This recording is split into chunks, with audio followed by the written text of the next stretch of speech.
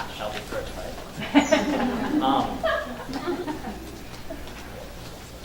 It takes a great deal of courage to face our enemies, almost as much as it takes to face our friends. My name is John Aaron Evans, and I have written a paper that is entitled The Heroic Journey as a Means for Changing the World and as a Source for Self-Validation. And before I go any further, I would like to, as everybody else has, thank my brilliant committee, Coach Rob Platt, Dr. Nancy Caterina, Miss Jane Raymer, and of course, Miss Bridget Clark.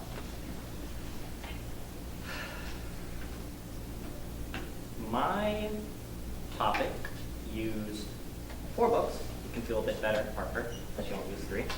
I used a book called Mistborn by Brandon Sanderson, another book that you all know called The Hobbit by J.R.R. Tolkien, The Glass Castle by Jeanette Walls, and Ender's Game by Orson Scott Card. And I have this thing I like to affectionately call a primary, which is kind of a primary but also a secondary source at the same time, called The Hero with 1,000 Faces by Joseph Campbell. I arrived at the idea of the heroic journey because I was always traveling when I was going to school. My house, for the longest time, was an hour away. And so most of my time, every day, would be spent between my home and my school and getting from one place to the other. And I had to believe that this constant going back and forth for myself had a meaning, that it would all come out to be something. And that's what the heroic journey offers these figures, is offered in these books. Similarly, writing a paper is a heroic journey in and of itself. It involves sleepless nights. It involves screaming. It involves crying. And it usually involves midnight runs to IHOP. At least it does for me. Or Arby's runs. So, quite simply, the heroic journey is this idea that every hero or protagonist in the book will go through the same stages of literary development every time. There will be something called inception, when this desire and call to adventure first begins. In Mistborn, this inception for a heroic journey begins for the main character of that book, whose name is Vin, with the fact that she needs to eat. She's going to starve to death if she doesn't do something about her situation. She is a street orphan, and she runs around with thieving gangs that steal from the rich because they need to eat. In The Hobbit, it comes when the dwarves knock on Bilbo Baggins' door, that call to adventure. In Ender's Game, it comes when the government comes to take him away to be a tool to defend humanity against the impending invasion of an alien threat. And in The Glass Castle, it comes throughout her entire childhood. The chaos of how growing up place to place, the negligence and abuse of her parents. And that desire is manifested within the hero so that they will go forward and change their own personal worlds or their worlds as a whole. But before that process can happen, some self-annihilation of the heroic figure or annihilation from an outside source must occur.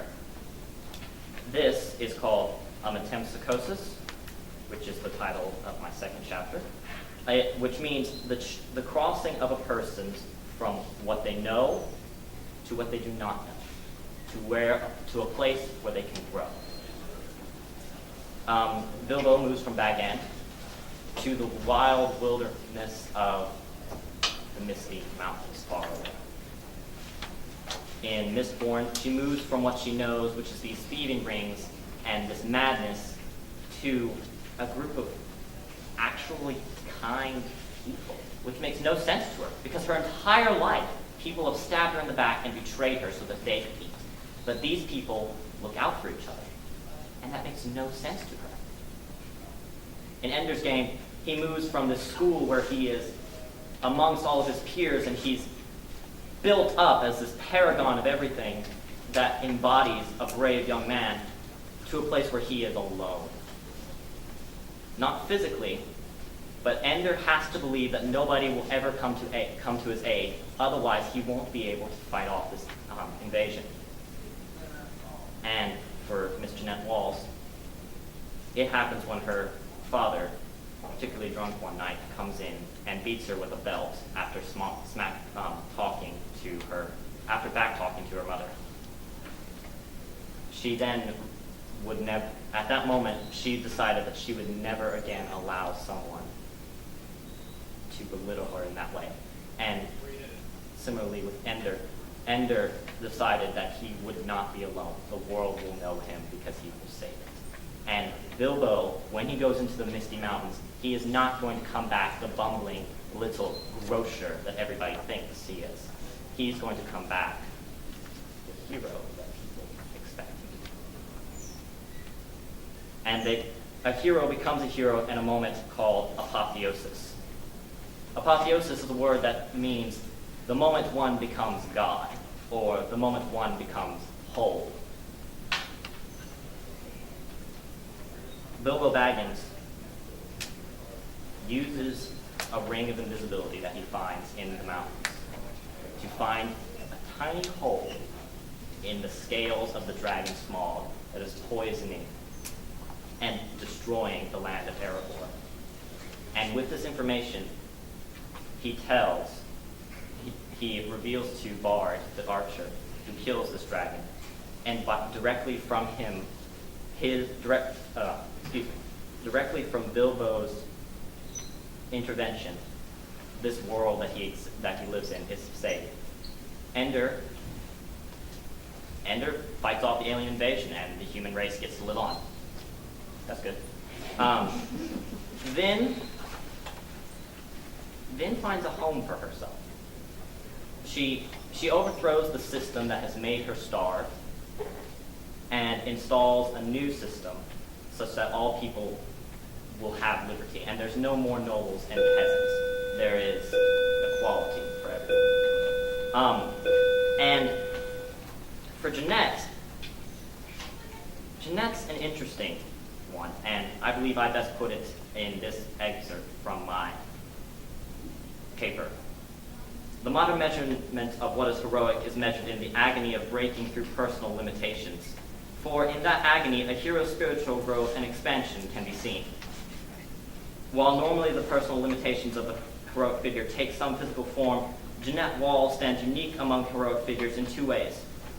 Firstly, her personal limitations have no outside manifestation. All of her demons are inside of her. And within her is where she must wrestle with those demons. Secondly, Jeanette is a real person who actually endures the events she describes in the Glass Castle. While she slays no dragon and overthrows no tyrant and defeats no external enemy threat, Jeanette does what is so difficult and terrifying to modern humans. She rebuilds her life from the ground up in an unforgiving city like New York. The exact moment that Jeanette secures her own personal future is quite simple in description. She saves money for months and buys herself a bus ticket to go to New York in search of a better life. But leaving Welch and her family is a terrifying and permanent break with the known. But if she does not leave, she will get stuck in Welch, as all the other people do. To stay in Welch is to allow any chance of personal happiness to die.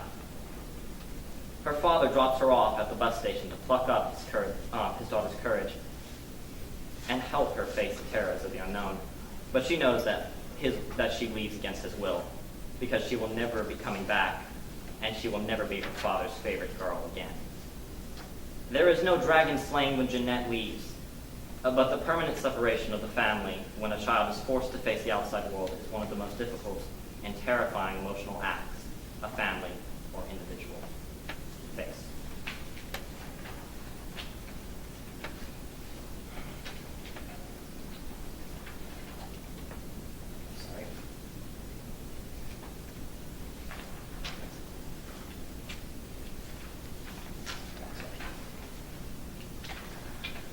this is all about just messed up by my talking. I apologize for that.